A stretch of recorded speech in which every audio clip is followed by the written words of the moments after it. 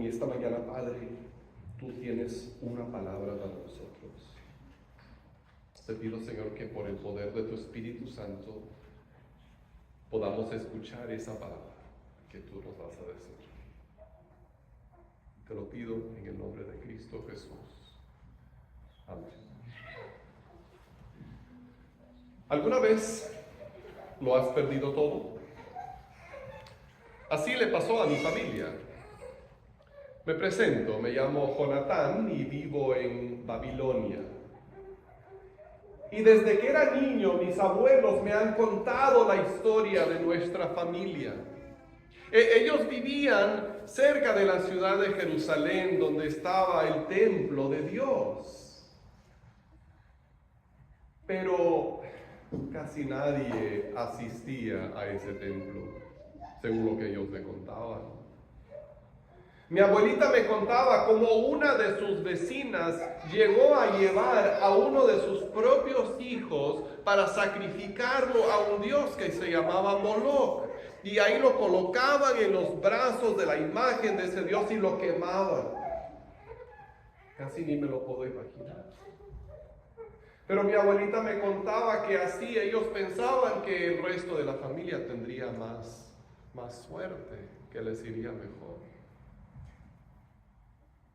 Mi abuelito me contaba cómo algunos de sus amigos iban a adorar supuestamente en el templo de un dios que se llamaba Baal. Y ahí en el templo de Baal se acostaban con las sacerdotisas, las mujeres que supuestamente servían a ese dios. Y según lo que ellos creían, con ese acto entonces traían más fertilidad a sus tierras. Yo no sé qué habrán pensado las esposas de los amigos de mi abuelo de ese proceso. Pero mucha gente iba a esos templos de otros dioses y casi nadie iba al templo de Dios, del Señor. Mis abuelos en realidad decían que ellos tampoco eran muy devotos. Pero todo cambió un día, cuando llegó un ejército para atacar a la ciudad de Jerusalén. Y al principio lo único que hicieron fue llevarse a algunas personas y ellos instalaron a un rey que iba a hacer lo que ellos querían. Y así quedó por un tiempo hasta que el rey decidió rebelarse contra los babilonios y tratar de hacer lo que él quería. Y entonces llegaron muy enojados los babilonios y destruyeron la ciudad, casi todos murieron, muy pocos lograron escapar, quemaron el templo y se llevaron todos los utensilios valiosos que ahí había, cosas de oro, de plata, de bronce. Y se llevaron a mucha gente también, incluyendo a mis abuelos. Y por eso ahora vivimos aquí en Babilonia. Mis padres acá nacieron, yo también. Pero no nos olvidamos de nuestra tierra. No nos olvidamos de Jerusalén. ¿Cómo quisiéramos regresar? Ahora hay un nuevo rey aquí. Porque así como los babilonios nos vinieron a conquistar a nosotros, luego los persas vinieron y conquistaron a los babilonios. Y ahora hay un nuevo rey persa que se llama Ciro. Y él acaba de hacer una declaración que nosotros, los judíos, podemos regresar a nuestra tierra si queremos. Podemos reconstruir el templo. ¿Será que Dios está a punto de restaurar las cosas como habían sido antes? Espero que sí. Ahora, lo que acabamos de escuchar es una descripción de la situación al principio del libro de Esdras. El pueblo de Dios se encontraba en su peor momento, pero el Señor estaba a punto de restaurarlos. Ellos habían llegado a lo más bajo, ahora las cosas iban a empezar a cambiar.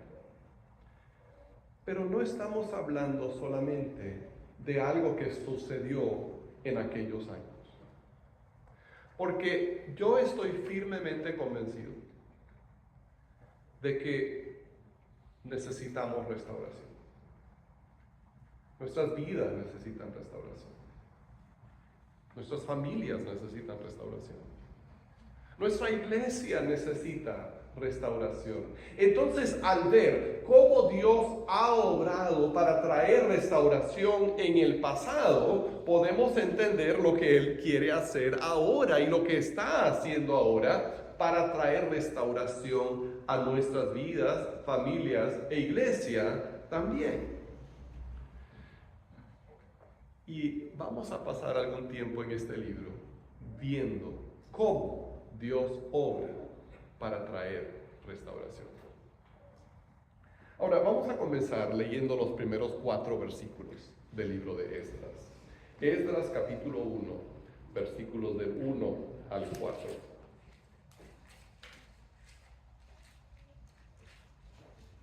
Y dice así: en el primer año del reinado de Ciro, rey de Persia, el Señor movió el espíritu del rey para que promulgara un decreto en todo su reino, y así se cumpliera la palabra del Señor por medio del profeta Jeremías.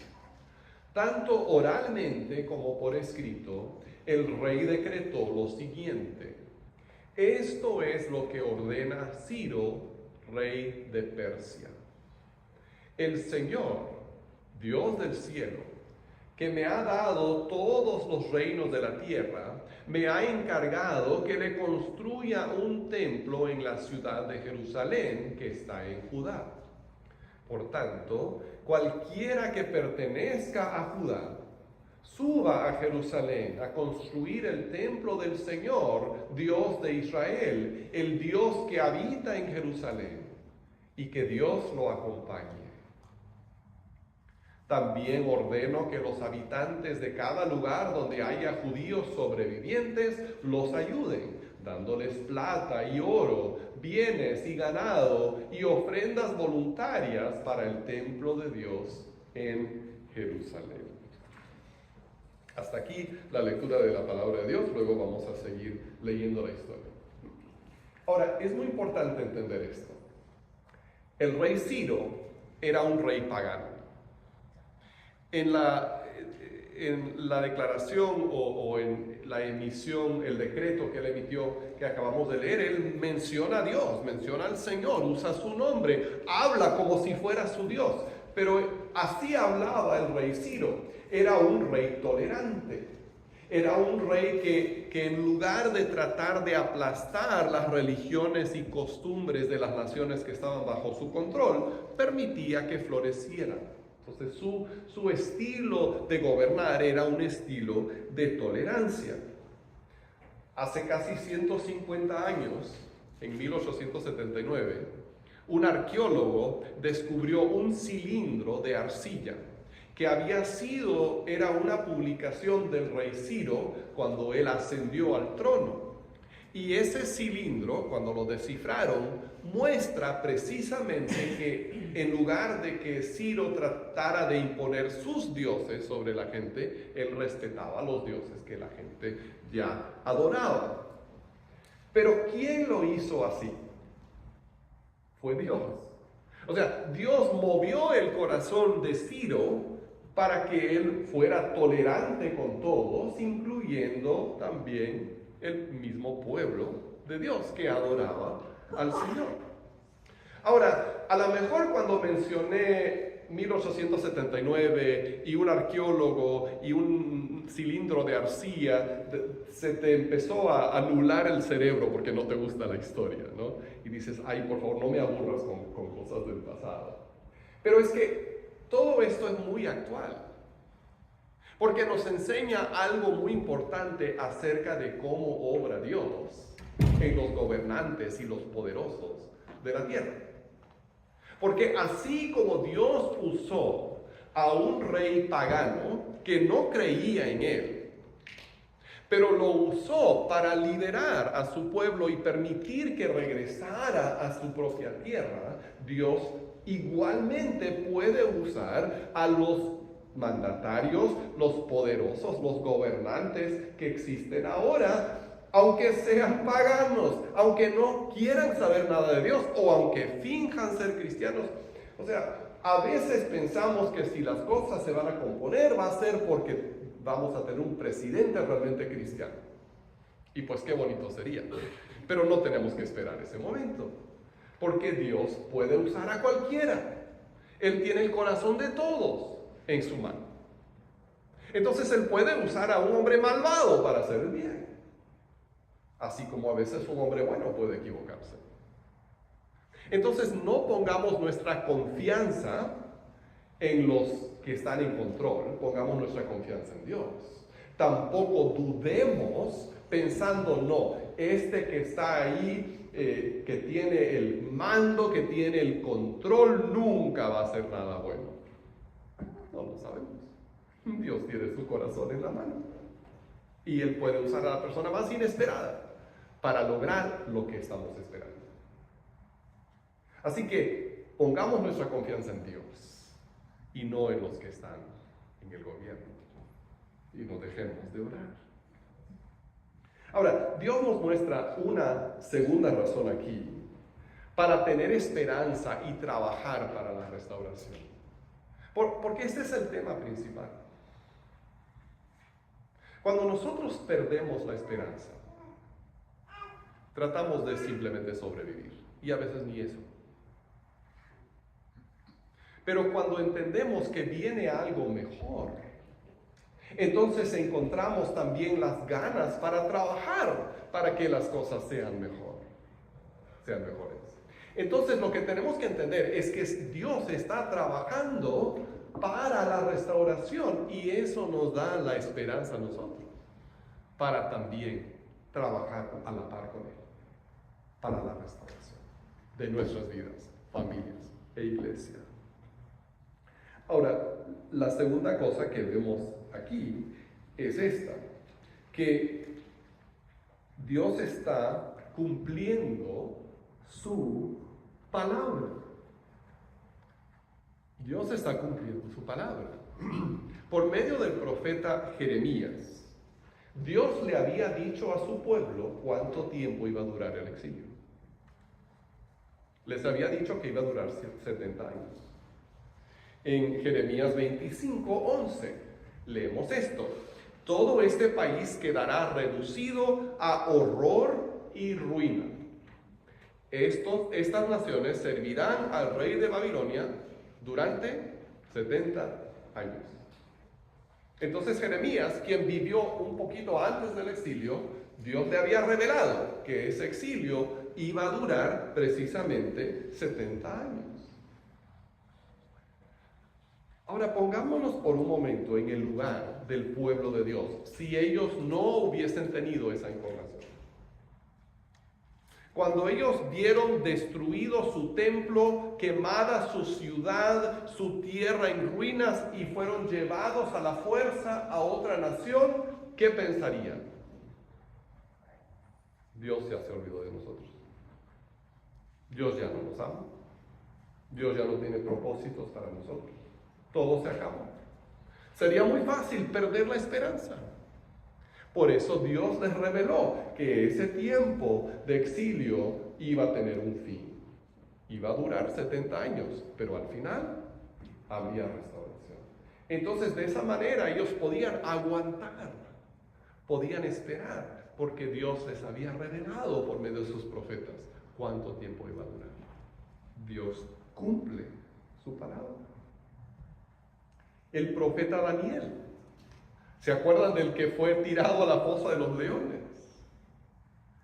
Él vivió durante ese tiempo de exilio y él mantuvo su confianza en Dios también porque conocía la profecía de Jeremías, que el exilio solo iba a durar 70 años.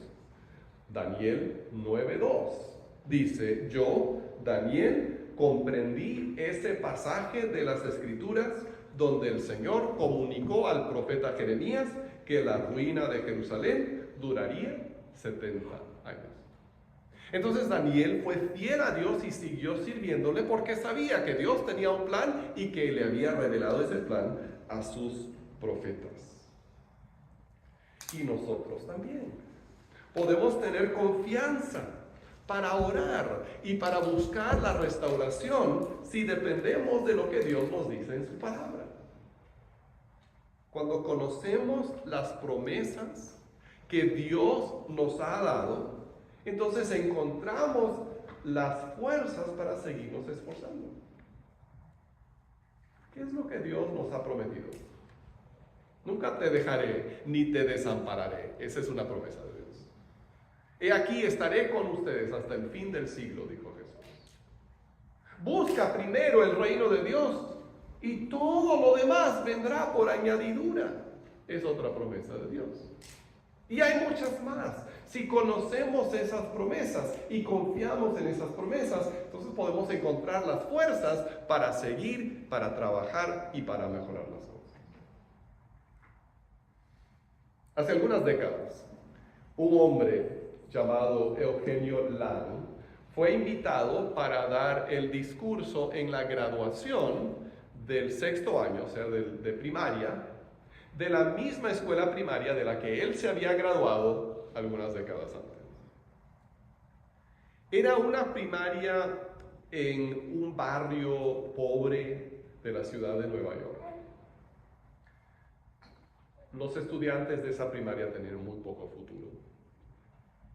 Casi ninguno de ellos se iba a graduar de la preparatoria, menos llegar a la universidad. Y entonces Eugenio Lang se paró ahí enfrente de esa clase, creo que de 60 graduados. Y había preparado un discurso muy bonito de esos, de que apunta hacia las estrellas o algo así. Pero él pensó dentro de sí, ¿qué les puedo decir a estos niños para motivarlos? Y él, con mucho trabajo y con la ayuda de algunas personas, se había convertido en millonario. Y entonces, sin pensarlo mucho, dejó el discurso que había preparado y les dijo a esos 60 graduados: ustedes podrán estudiar. Si se gradúan de la prepa, yo les ayudo a pagar la universidad. A 60 niños les dijo eso. Y entonces, cuando terminó de hablar, el director de la escuela le dijo: señor Lang, muchas gracias por su gesto, pero yo le aseguro que muy pocos de estos niños van a aprovechar lo que usted les ha ofrecido. Simplemente viendo las estadísticas, nosotros sabemos lo que va a pasar con ellos. Pero casi el 90% de esos niños se graduó de la prepa. Y más de la mitad fue a la universidad. ¿Por qué? Porque alguien les había prometido algo. Y cumplió esa promesa el señor Lang. Ahora, tú podrás decir: ¿cómo me gustaría tener un benefactor millonario? Pero tienes algo mejor. Tienes a un Padre Celestial, que es el dueño de todo. Entonces, si esos niños pudieron esforzarse para graduarse de la prepa e ir a la universidad cuando parecía imposible, simplemente porque un millonario les dijo que se lo iba a pagar, ¿cómo no vamos a esforzarnos nosotros por hacer y conseguir lo que Dios nos ha prometido? Él es mucho más poderoso y más capaz de guardar sus promesas. Podemos esforzarnos y trabajar por la restauración, porque Dios nos ha hecho promesas y Él las va a guardar. Y Él es fiel. Y podemos confiar en Él. Ahora vamos a seguir leyendo el pasaje.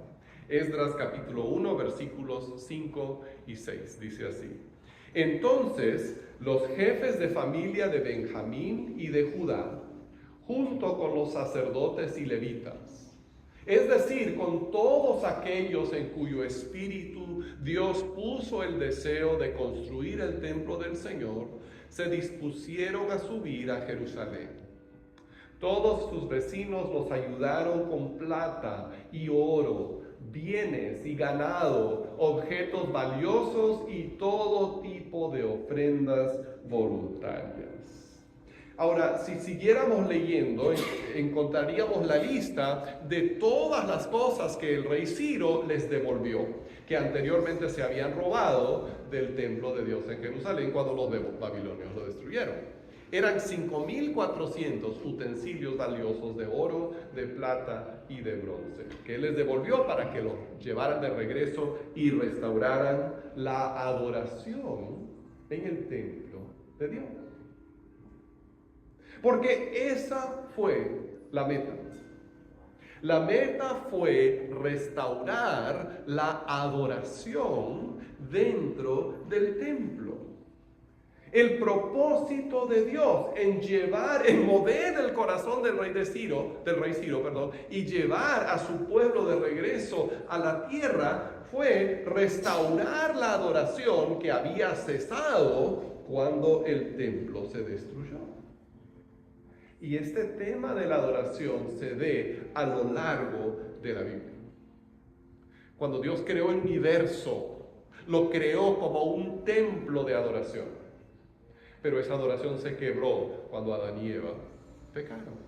Luego Dios mandó construir el tabernáculo para ser un lugar de adoración. Y luego Jesús vino como un templo.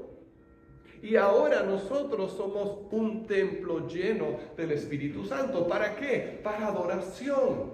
O sea, el propósito de Dios es la verdadera adoración, porque para eso fuimos creados, para eso existimos. Y la restauración del mundo va a ser la restauración de la adoración. Entonces, nuestros días, nuestras familias, nuestra iglesia, se restauran conforme se restablece la verdadera adoración. La adoración es el propósito de Dios y es la parte que muchas veces nos falta también. Una familia que adora unida es una familia bendecida. Una iglesia que olvida la verdadera adoración va a ser una iglesia vacía. Porque el propósito de todo es la adoración verdadera. ¿Qué clase de adoración? Dijo Jesús, en espíritu y en verdad. Esto es lo que Dios busca. En la historia de Esdras, Dios obró en el corazón del rey Ciro para permitir a su pueblo regresar a la tierra, para reconstruir el templo y restaurar la adoración. Pero, siempre hay un pero, ¿no? El pueblo, tenía que obedecer. Dios hizo tantas cosas maravillosas. Cambió el corazón de un rey pagano, puso los medios, les dio generosamente todo, pero ellos tenían que decidir. Tenían que decir, vamos a dejar esta vida que tenemos en Babilonia, esta vida que hemos hecho, y vamos a regresar a la tierra que Dios nos dio. Tenían que tomar la decisión. Y el camino a la restauración siempre es así. Dios hace cosas grandes, pero llega un momento donde nosotros tenemos que tomar la decisión y ser obedientes. Dios mismo puso en sus corazones el deseo de ir a reconstruir el templo, pero ellos tenían que estar dispuestos a subir a Jerusalén. Y Dios también está obrando para restaurar nuestro mundo. Puedes ver las noticias y pensar que todo va de mal en peor. Pero Dios está haciendo cosas grandes en el mundo. Dios está obrando para traer restauración, pero tenemos que disponernos a colaborar con Él. ¿Qué estás dispuesto a hacer tú para que el templo de Dios se reconstruya? Ahora no me refiero a un edificio, porque ya lo tenemos. Me refiero más bien a la reconstrucción de la verdadera adoración. Me refiero a vidas entregadas al servicio de Cristo. ¿Qué estás dispuesto a hacer para que esta iglesia florezca? ¿Estás dispuesto a confiar en que Dios está obrando? ¿Estás dispuesto a invertir tiempo y esfuerzo en servir? ¿Estás dispuesto a compartir el Evangelio con otros? ¿Ves? No es en vano. Dios nos da la esperanza. Él está obrando. Su palabra es verdad. Él cumple sus promesas. Ahora nos toca tomar esa esperanza y levantarnos y ponernos a trabajar y hacer lo que Él nos ha llamado a hacer. Padre Celestial, gracias por la esperanza que nos das. Que aunque las cosas parezcan estarse desmoronando, pero no, tú siempre tienes algo mejor para nosotros. Y te pido, Padre, por esa persona que está aquí en esta mañana, que no puede ver la salida, no sabe en qué va a terminar todo esto. Oh Dios, abre su corazón para recibir la esperanza que solo tú puedes dar. Pon en su mente esa palabra que necesita ahora. Te pido también, Padre, por los que simplemente se han desconcentrado y han perdido su primer amor, porque simplemente están tratando de sobrevivir. Dios, levántanos la mirada para que podamos ver la gloria de lo que tú estás haciendo. Colaborar contigo, Señor, en tu obra de restauración. Gracias, Padre. En el nombre de Jesús. Amén.